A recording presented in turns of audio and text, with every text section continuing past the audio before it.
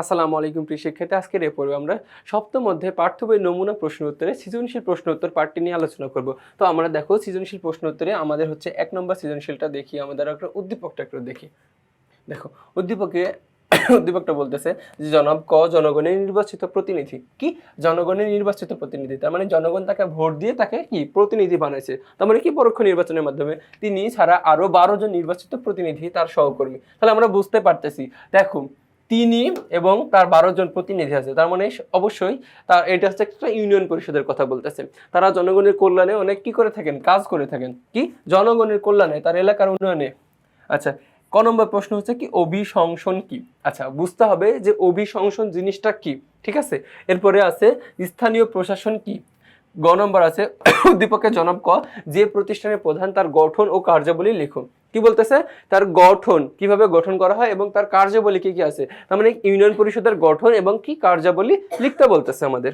এরপরে বলতেছে যে উদ্দীপকে উল্লেখিত প্রতিষ্ঠান গণতন্ত্রের ভিত সুদৃঢ়করণে ভূমিকা রাখে, উক্তিটি যথার্থতা নিরূপণ করো। এবং বলতেছে দেখো যে এই ইউনিয়ন পরিষদের প্রতিষ্ঠানটি গণতন্ত্রের ভিত, কি গণতন্ত্রের ভিত সুদৃঢ়করণে মানে শক্ত করতে যে ভূমিকা রাখে, উক্তিটি কি করতে বলতেছে, যথার্থ নিরূপণ করতে বলতেছে। তো আমরা এখন ক নম্বরটা দেখি যে অভিশংসন কি, ঠিক আছে।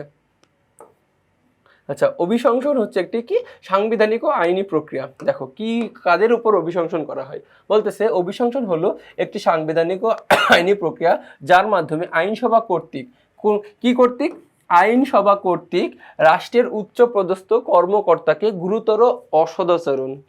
গুরুতর অসদাচরণ সাংবিধানিক লঙ্ঘন বা অপরাধের অভিযোগে অভিযুক্ত এবং পদ থেকে অপসারণ করা হয়। এখন মনে করো বাংলাদেশের একজন গুরুত্বপূর্ণ ব্যক্তি, রাষ্ট্রপতি হতে পারে, প্রধানমন্ত্রী হতে পারে, অথবা কোনো মন্ত্রী হতে পারে।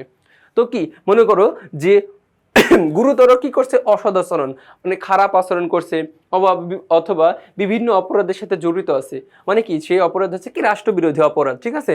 যে তাহলে কি করবে, এই অপরাধে অভিযুক্ত ব্যক্তি তাকে কি করা হবে, পদ থেকে অপসারণ করা হবে। তো এটাকে বলতেছে আমরা কি অভিশংসন, ঠিক আছে। তার মানে কি যে উচ্চপদস্থ ব্যক্তিকে একটা আইনি প্রক্রিয়ার মাধ্যমে তার হচ্ছে পদ থেকে সরানোকে আমরা বলতেছি কি অভিশংসন।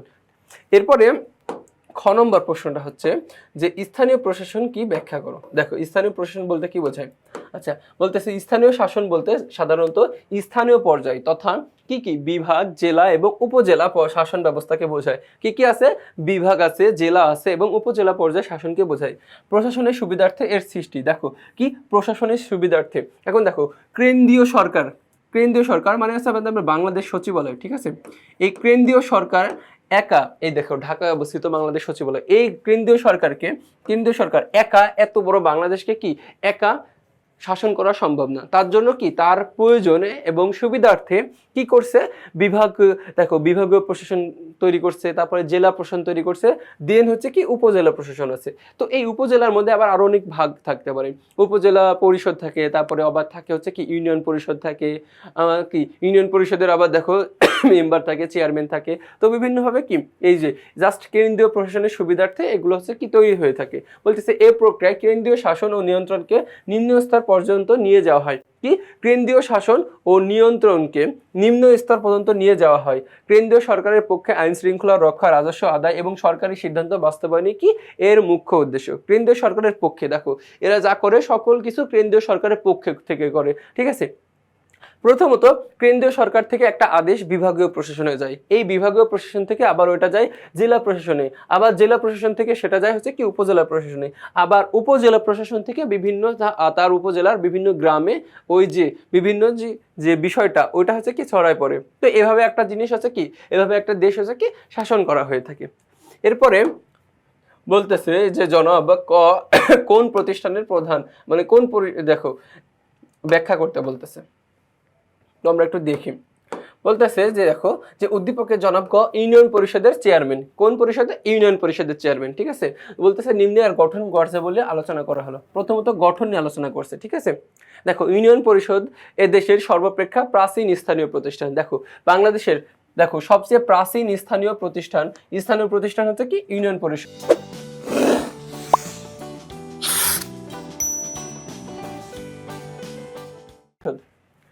ব্রিটিশ পূর্ব আমল থেকে বর্তমান পর্যন্ত প্রতিষ্ঠানটির কি হচ্ছে কি অগ্রযাত্রা পর্যালোচনা করলে দেখা যায় যে গ্রাম এলাকায় জনপ্রতিনিধিত্বমূলক স্থানীয় শাসন ব্যবস্থায় প্রতিষ্ঠার লক্ষ্যে এটি কি করছে, কাজ করছে।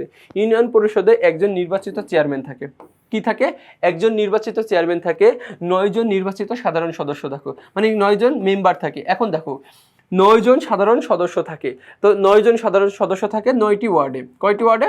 9টি ওয়ার্ডে। তো ওয়ার্ড কিভাবে গণনা করা হয়? মনে করো যে ছোট ছোট কয়েকটা গ্রাম অথবা একটা গ্রাম নিয়ে ওয়ার্ড গঠিত হয়ে থাকে। তো দেখো 9টি ওয়ার্ড থেকে 9টি ওয়ার্ড থেকে 9 জন সাধারণ সদস্য অথবা মেম্বার নির্বাচিত হয়। আর এই 9টি ওয়ার্ড থেকে একজন মাত্র চেয়ারম্যান থাকে। আর দেখো 9টি ওয়ার্ড আছে, আর প্রতি 3টা ওয়ার্ডের জন্য একটা করে মহিলা সংরক্ষিত আসন থাকে। কয়টা? 3টা মহিলা সংরক্ষিত আসন থাকে। দেখো 3 জন সংরক্ষিত নারী সদস্য থাকে, সংরক্ষিত আসনে থাকবেন। তারা সকলেই সংশ্লিষ্ট ইউনিয়নের জনগণের প্রত্যক্ষ ভোটে 5 বছরের জন্য নির্বাচিত হবেন। কত বছরের জন্য? 5 বছরের জন্য নির্বাচিত হবেন। এখন দেখো এটা তো আমরা কি দেখলাম, গঠন দেখলাম ইউনিয়ন পরিষদের। এখন ইউনিয়ন পরিষদের কিছু কার্যাবলী আছে। কি আছে? কার্যাবলী আছে। তো আমরা কার্যাবলীগুলো দেখি। বলতেছে উন্নয়নমূলক কাজ আছে। কি? প্রথমত উন্নয়নমূলক কাজ আছে যে রাস্তাঘাট, কালভার্ট নির্মাণ ও রক্ষণাবেক্ষণ এবং বৃক্ষরোপণ কর্মসূচি কি করে থাকে, পালন করে থাকে। এটা হচ্ছে কি উন্নয়নমূলক কাজ। এরপরে জনস্বাস্থ্যমূলক কাজ আছে, বিশুদ্ধ পানির ব্যবস্থা করা এবং স্বাস্থ্যকর পরিবেশ নিশ্চিত করা। তো এটা হচ্ছে কি তাদের কাজ। এবার শান্তি রক্ষা, দেখো স্থানীয় ছোটখাটো বিবাদ মীমাংসা এবং গ্রাম্য আদালত পরিচালনা করে থাকে। দেখো স্থানীয় যখন ছোটখাটো বিবাদ হয় তখন আমরা দেখি ইউনিয়ন পরিষদে গিয়ে ওই বিবাদটা কি করা হয়, সলভ করা হয়। তো দেখো সেখানে ইউনিয়ন পরিষদের চেয়ারম্যান থাকে, তো এই চেয়ারম্যান দ্বারা হচ্ছে কি এই যে শান্তি রক্ষাটা হচ্ছে কি তৈরি করা হয়। এরপরে সমাজ কল্যাণ আছে। কি আছে? সমাজ কল্যাণ।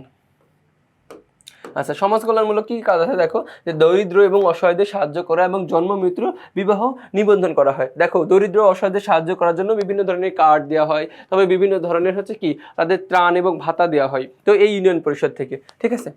আচ্ছা, এরপরে আমাদের ঘ নম্বর কোশ্চেনটা। তো দেখো এবার ঘ নম্বর কোশ্চেনটা কি বলতেছে। ঘ নম্বরটা দেখি যে উদ্দীপকের ইউনিয়ন পরিষদ স্থানীয় সরকার কাঠামোর প্রাথমিক স্তর হিসেবে গণতন্ত্রের ভিত্তি মজবুত করতে অত্যন্ত গুরুত্বপূর্ণ ভূমিকা কি করে, পালন করে। তো দেখো নিম্নে যথার্থতা কি করতে হচ্ছে, বিশ্লেষণ করা হলো। 1 নম্বর বলতেছে তৃণমূলের ক্ষমতায়ন।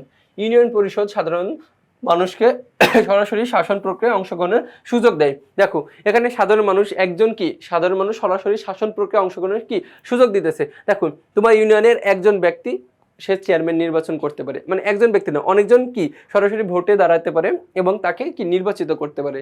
সে সরাসরি কি করলো, শাসন প্রক্রিয়ায় অংশগ্রহণ করলো। এর মাধ্যমে সাধারণ মানুষের দাবি ও অভাব অভিযোগ সরাসরি সরকারের কাছে পৌঁছানোর পথ তৈরি হয়।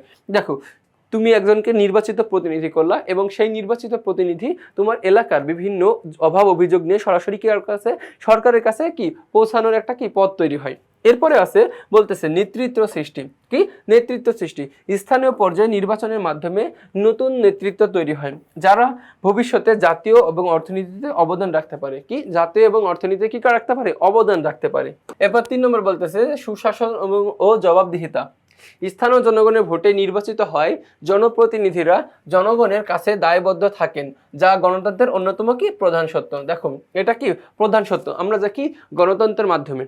আচ্ছা, গণতন্ত্র মানে কি যে জনগণের শাসন। দেখো যে আমরা সরকার মানে যে দল, রাজনৈতিক দলগুলো সরকার গঠন করবে তখন আমরা জনগণের কাছে তারা দায়বদ্ধ থাকে। তো এইভাবেও তারা হচ্ছে কি জনগণের কাছে দায়বদ্ধ থাকেন, যারা গণতন্ত্রের কি অন্যতম প্রধান শর্ত। 4 নম্বর বলতেছে জনসচেতনতা বৃদ্ধি। আচ্ছা, নিয়মিত সভা ও নির্বাচনের মাধ্যমে সাধারণ মানুষের মধ্যে রাজনৈতিক সচেতনতা এবং নাগরিক দায়িত্ব সম্পর্কে বোধ তৈরি হয়। তো পরিশেষে কি বলা যায়, দেখো ইউনিয়ন পরিষদ যদি স্বচ্ছ এবং শক্তিশালী হয় তবেই দেশের গণতান্ত্রিক কাঠামো শক্তিশালী হবে। যেহেতু ইউনিয়ন পরিষদ সরকার কাঠামোর প্রাথমিক স্তর, সেহেতু প্রাথমিক স্তর যদি শক্তিশালী হয় তাহলে কি হবে যে দেখো মজবুত হয়, তাহলে গণতন্ত্রের ভিত কি হবে, সুদৃঢ় হবে। তো দেখো এরই মাধ্যমে আমরা কি নমুনা প্রশ্নোত্তরের এই সৃজনশীল প্রশ্নোত্তরটা শেষ করলাম। তো পরবর্তী তোমাদের সাথে আবার দেখা হবে। আসসালামু আলাইকুম।